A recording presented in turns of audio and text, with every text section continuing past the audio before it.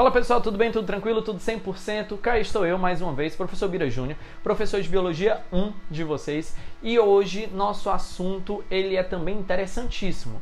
Como também não é mais nossa primeira aula, nem a segunda, a gente já está na terceira videoaula. Eu sei que vocês já estão preparados, eu sei que todo mundo já está com papel, já está com caneta. O quê? Não está com papel e caneta? Não está com os seus lápis aí? Não? Pois pausa o vídeo e vai atrás de pegar tudo isso, certo?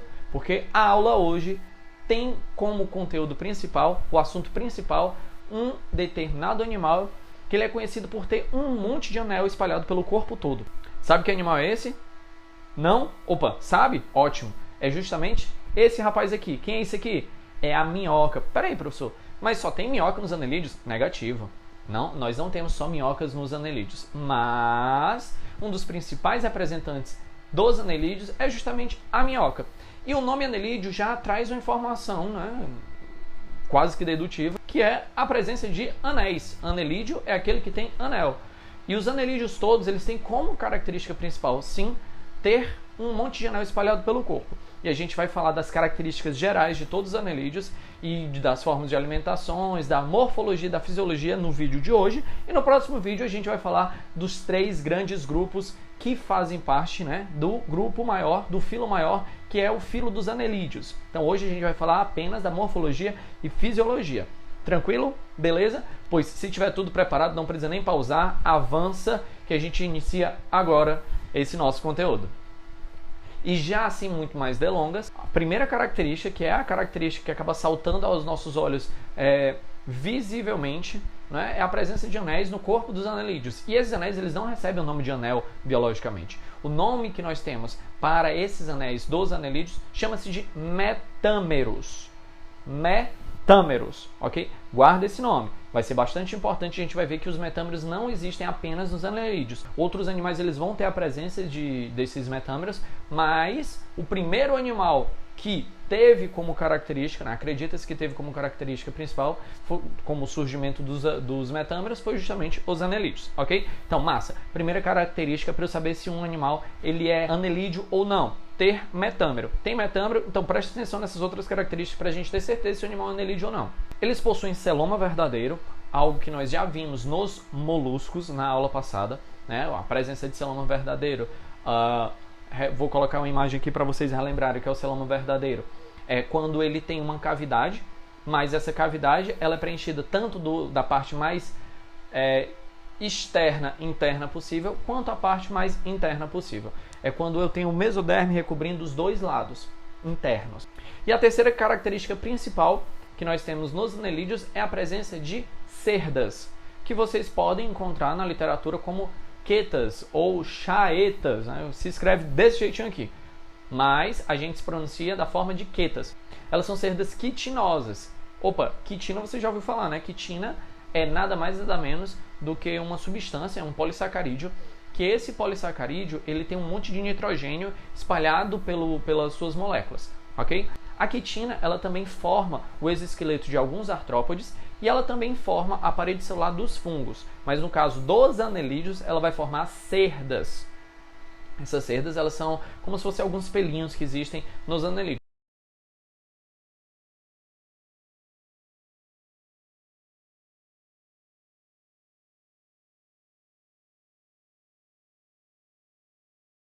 Agora a gente vai ver as outras características que os anelídeos possuem. E eu quero começar falando justamente do sistema digestório. Então, os anelídeos eles têm várias formas de digerir os seus alimentos. Depende da classe que o anelídeo pertença e dependendo da classe, alguns vão ter sistemas de alimentação diferentes. Lembrando que o sistema digestório de todos os anelídeos é um sistema completo, então ele possui tanto boca quanto ânus, certo? E eles são protostômios, continua ainda com aquela característica dos animais serem protostômios. Primeiro surge embriologicamente a boca, logo em seguida surge o ânus, ok? Então a cavidade do blastóporo, que aí a gente vai relembrar justamente lá na gástrula, essa cavidade ela vai dar origem à boca. Massa, beleza, show? Os tipos de alimentações variam de acordo com a classe. E nós temos 4 formas de alimentação diferentes dos anelídeos. A primeira alimentação é algo que eu acho que vocês conhecem bastante. É uma alimentação carnívora. Então, quando eu falo de anelídeo carnívoro, eu tenho que ter principalmente o quê? Mandíbula. Mandíbula. Sim, nós temos alguns anelídeos que eles têm mandíbula. Eles têm como se fosse uma boca que mastiga um determinado tipo de alimento, que é a carne. E essas mandíbulas, elas têm como se fossem umas presas que elas vão triturando essa alimentação. Dependendo do anelídeo, ele pode ter mais do que 2 mandíbulas. Lembrem que mandíbula não é a mesma coisa que boca. Os anelídeos carnívoros, eles precisam ter que comer pequenos pedaços de carne. E para comer pequenos pedaços de carne, eles têm que triturar esse pedaço, eles têm que cortar esse pedaço. Eles cortam com o quê? Com a mandíbula. Por vezes, com 2 mandíbulas, ok? Essas 2 mandíbulas, elas servem justamente para triturar os pedaços de carne na menor porção possível para que ele consiga ter a maior absorção desse alimento. Mas não é a única forma de alimentação que os anelídeos têm. Além da alimentação carnívora, os anelídeos também podem comer folha. Sim, eles também podem ser herbívoros, mas os anelídeos herbívoros, eles têm apenas uma mandíbula, que é uma mandíbulazinha que vai auxiliar o corte do vegetal, ok? Mas não é tão complexo quanto a mandíbula dos carnívoros.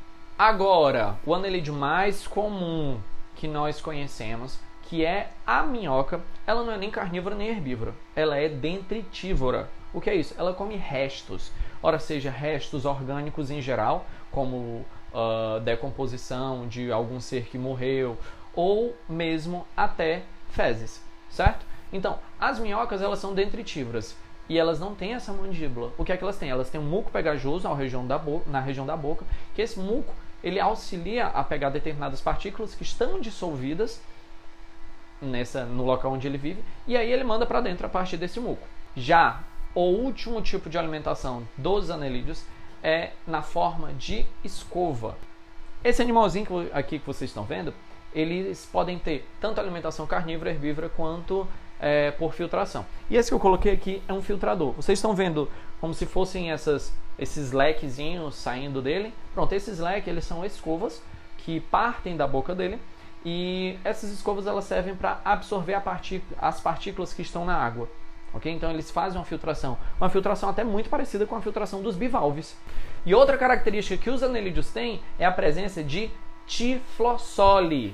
O que é a tiflossole? Nada mais, nada menos do que uma dobra intestinal. Então, quando eu faço uma dobra intestinal, eu aumento a superfície de contato desse intestino, e se eu aumento a superfície de contato desse intestino, o anelídeo acaba conseguindo absorver muito mais nutrientes, porque o alimento passa mais tempo e passa em uma maior superfície no seu próprio intestino, para que esse intestino consiga absorver os nutrientes do alimento. Beleza? Show! Outro animal que também possui tiflossole são os peixes cartilaginosos. A gente vai rever também isso, mas nos peixes cartilaginosos essa tiflossole é muito mais evoluída. Então, aqui eu vou colocar a imagem para vocês verem de um anelídeo carnívoro. Tá vendo essa mandíbulazinha? Como é? Essa mandíbula, ela como se fossem dentinhos, né? Não é dente porque não tem a proteína da dentina. São projeções na região da probóscide, que essas projeções elas servem para auxiliar na trituração. Esse é um carnívoro. Esse aqui é um filtrador. Esse aqui é um dentritívoro, que é a famosa minhoca. E esse aqui é um herbívoro. Opa, professor, mas e a sanguessuga? Ela não é anelídeo também, não? A sanguessuga também é um anelídeo, mas ela não faz parte desses que eu acabei de falar. Ela tem uma característica especial e exclusiva, que eu vou falar dela na aula que vem. Beleza? Agora eu vou falar para vocês o sistema circulatório deles. Eles já possuem, que nem o polvo, um sistema circulatório fechado. Então ele tem um coração, e esse coração bombeia sangue para o corpo através de vasos sanguíneos. Professor, o sangue dos anelídeos é de que cor? Eles possuem hemocianina, não é hemoglobina. A hemoglobina é vermelha. A hemocianina é um pigmento que também está presente nos artrópodes e deixa o sangue com uma coloração um pouco azulada. Então, o sangue deles é como se fosse um pouco azulado, mas ele está com uma cor mesmo visível entre o azul e o verde, mas bem clarinho, beirando a translucidez. Então é um azul meio esverdeado, bem clarinho, quase transparente. E alguns anelídeos, eles possuem no sistema circulatório não um coração, mas até 5 corações.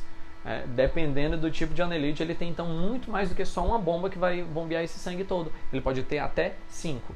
Quando eu falo agora de respiração, eu tenho apenas 2 tipos de respiração nos moluscos. Quais são as respirações? Eu tenho a respiração branquial, no caso dos anelídeos que são aquáticos, e eu tenho a respiração cutânea, que é a respiração, no caso, nos anelídeos terrestres. Por que eu disse terrestres entre aspas? Porque, apesar deles serem terrestres, eles precisam de um ambiente úmido. Já que eles só fazem respiração cutânea, eles precisam de um ambiente úmido, porque a troca gasosa que acontece pela pele dele só é possível por conta dessa umidade toda que tem na pele. Uma pele seca não faz respiração cutânea. Aí a gente vai até, inclusive, falar dos anfíbios. Os anfíbios, quando algumas pessoas, na maldade, colocam sal nele, eles acabam se debatendo todo e muitos acabam a morrer. Por quê? Porque o sal retira a umidade da pele dele.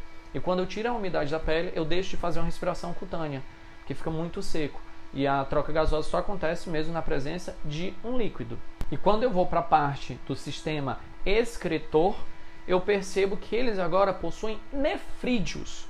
Nefrídeo, já ouviram falar? Já ouviram falar de um néfron? Néfron é a menor partícula formadora de um rim. O nefrídeo é o protótipo do néfron. Então é como se fosse a miniatura daquilo que ainda vai fazer um rim. No nosso caso nós temos um rim, é muito mais complexo, mas as minhocas, os anelídeos em geral, eles possuem um nefrídeo, que é uma estrutura muito mais primitiva, mas já fazem a filtragem. E essa filtragem do sangue se dá pela retirada de produtos tóxicos ou resquícios de metabolismos e a liberação desses produtos para fora do corpo. Nós fazemos isso e sai na forma de urina, e elas fazem isso liberando um composto nitrogenado através dos nefrídeos. E lembram quando eu falei dos metâmeros? Qual é a importância que eu tenho nos metâmeros? Cada funcionalidade dos sistemas que eu falei até agora acontecem de metâmero por metâmero. Exemplo, ele vai digerindo o alimento em cada um dos sistemas dele, mas em cada metâmero eu vou liberando determinados nutrientes. Então eu vou começando a digestão de um alimento em um determinado metâmero, libero para esse metâmero. Próximo metâmero absorve também do mesmo jeito, próximo metâmero absorve do mesmo jeito. Então, ao longo do corpo todo dos anelídeos, aonde o alimento vai passando, ele vai sendo liberado justamente em cada metâmero. Falei também do sistema circulatório. O sistema circulatório passa por cada metâmero, liberando o sangue dos anelídeos para cada metâmero, e também no sistema excretor. Então, cada nefrídeo ele está presente em um metâmero diferente e ele libera o seu produto nitrogenado.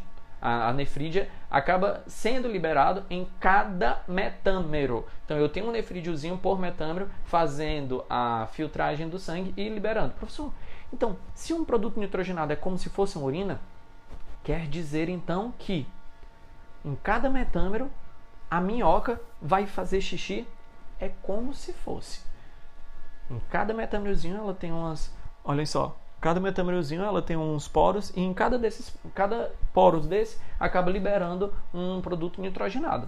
Até agora tranquilo, né? E eles têm um sistema nervoso muito mais complexo. Eles têm a presença de vários órgãos sensitivos. Alguns deles possuem uns olhos, 2 ou até mais olhos. Óbvio que são olhos ainda que estão em formação, só conseguem presenciar ou não algum determinado tipo de movimentação, não tem uma visão tão clara quanto a nossa, mas eles têm muito mais outros órgãos sensitivos, como por exemplo a presença de receptores químicos, tentáculos diversos. No caso da minhoca, ela tem menos tentáculos, mas ela tem uma terminação, um receptor químico logo na parte cefálica. E eu finalizo falando de anelídeo da forma como eles se mexem. Então é interessantíssimo a movimentação dos anelídeos. Por quê? Porque eles fazem uma movimentação muito parecida com a movimentação que nós vamos ver futuramente só em equinodermos, que é uma movimentação hidrostática. O que é isso? Eles fazem uma contração em uma determinada parte do corpo deles e, ao contrair essa parte, eles acabam dilatando a outra parte. E quando eles contraem, eles vão para frente.